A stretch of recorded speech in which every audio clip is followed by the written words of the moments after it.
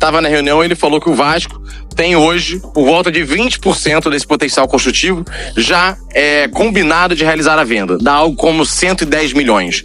Porque o metro quadrado, os valores são questões de negócio, são guardados, mas o que se fala é sempre na casa por volta de R$ 2.000 reais, né? Cada metro quadrado. Às vezes para cima, um pouco para baixo, vai variar conforme cada negócio. Então, o Vasco já teria hoje por volta de 110 milhões vendidos.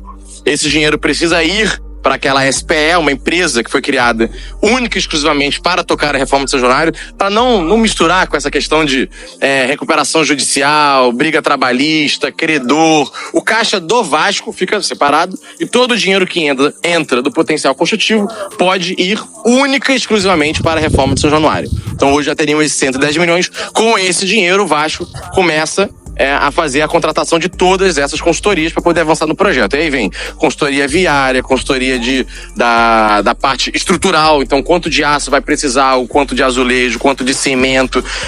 Todos esses estudos o Vasco já está avançando. Segundo o Renatinho, são 32 estudos complementares necessários para o avanço da obra e todos eles já estão avançando. Por que demora tanto? O que nós aprovamos na Câmara Municipal, vereadores, era a autorização para que o Vasco vendesse o seu potencial construtivo. Isso. E aqui mesmo no canal eu sempre falava, Wellington, o mais difícil não é aprovar o projeto de lei. O maior desafio que o Vasco tem vai ser o de vender o potencial construtivo. É como se eu tivesse autorizado, você pode abrir a hamburgueria, agora vai vender hambúrguer. É claro que tem uma dificuldade para você abrir a hamburgueria, mas o maior desafio que você tem é conquistar os clientes. Então o Vasco hoje ele tem na mão centenas de milhares de potencial construtivo, de metros quadrados de construção que valem dinheiro. Mas valem dinheiro se uma construtora, e aí dá exemplo aqui, nomes de construtoras gigantes, talvez a pessoa entenda. Cirela, Gafisa, Cury, dando empresa aqui gigante. Essas construtoras que têm interesse nisso, porque elas vão lá no Vasco e falam, Vasco, me vende 20 mil metros quadrados para eu colocar no condomínio que eu vou lançar na Barra da Tijuca, que eu vou lançar na Tijuca, que eu vou lançar na Zona Norte, Jacarepaguá, enfim. E aí, essa empresa compra esse potencial construtivo do Vasco e faz um condomínio, com 5, 6, 7, 8, 9 blocos, vai depender do projeto. Por exemplo, na Barra, que é a região hoje que sabemos que vende bem, vende no metro quadrado alto. E o Vasco está hoje nessa missão de fazer a venda desse potencial construtivo. O que o Renato Brito, vice-presidente do arquiteto responsável, tem uma equipe junto com ele, e ele apresentou na reunião do Conselho Consultivo esse novo São Januário. E é muito bacana porque não se perde o charme, não se torna mais uma arena qualquer, com alguma sigla de uma empresa, mas tem uma valorização muito bacana do centenário do clube, dos nossos símbolos, da Cruz de Malta, da resposta histórica, cada detalhe, cada curva muito bem pensada e o entorno, porque hoje São Januário ele é um motor da região do bairro Vasco da Gama, mas ali Benfica, São Cristóvão, mas quando você vai caminhando no entorno você vê que são muitos muros. Então, de certa forma, apesar de São Januário ser uma grande referência para o entorno, aqueles muros, de certa forma, separam a população do estádio. Então, aqueles muros vão abaixo, vira tudo uma grande praça, integra a população do entorno ao dia a dia de São Januário, com opções de lazer, com opções de comida, restaurante. Então, muito bacana esse trabalho do Sérgio, que é a melhor pessoa possível que a gente poderia ter para isso, com o apoio da Vaninha ali, da Associação de Moradores, sempre dando puxão de orelha, mas e por onde o morador vai chegar, por onde ele vai sair, onde ele vai vender e onde fica o ambulante que está lá hoje e tem que continuar. Lógico. São preocupações fundamentais, porque São Januário não é só a parte física, é a experiência São Januário. Chegar, comer um churrasquinho, tomar um chopp, ouvir o samba, isso tudo tem que continuar. O Sérgio apresentou um projeto para 57 mil torcedores presentes, não tanto pela ampliação do estádio, o estádio não ficou maior, mas pela readequação dos espaços ali dentro. Então, por exemplo, tirou camarote, ainda tem camarote, mas tem menos camarote para dar mais espaço para arquibancada e menos espaços sentados e mais espaços em pé.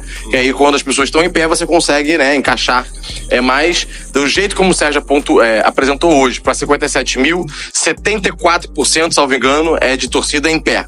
O que é bom pelo lado do caldeirão também. Cabe mais gente e dá aquela sensação de São Januário, que é essa alma, aquele caldeirão que coloca uma pressão e traz muito resultado pra gente. Agora, o que o Sérgio apresentou, tem duas questões. Uma é, o Vasco contratou diversas empresas, e aí já adiantando aqui parte do que foi apresentado no Conselho Consultivo, porque você tem que, por exemplo, ter uma empresa que vai fazer análise de impacto viário, ou seja, 57 mil pessoas, tem que ter engenheiro, tem que ter laudo, falando, ó, isso significa tantas pessoas que vêm de BRT, tantas que vêm de Uber, tantas que vêm de carro próprio, tantas que vêm a pé, o modelo de transfer que o Vasco está pensando, né, conectando ao metrô e conectando também ao estacionamento do CADEG, que é ali do lado. Até fiquei com um carinho especial, porque a família tem loja lá.